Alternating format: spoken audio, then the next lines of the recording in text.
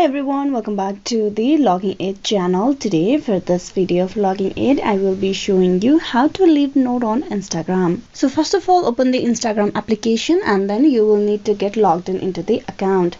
Now once you have been logged in into the account, click on the messenger icon or the message icon on the top right corner of the Insta. Tap that. It will direct you to the message section. So Note is a latest updated feature in Instagram where Instagram user can share about 60 character message to a mutual followers or close friend list to express their thoughts or emotion with their friend. The note will only be visible for the 24 hours time period. Once you're at the message section, for you to leave a note, what you have to do is you just need to tap on that plus icon just above the profile of yours on the top, just below the search bar. There you can see the profile and leave a note. You tap on that plus icon. Now here you will be able to share what's on your mind. Now you can type in a 60 character or less.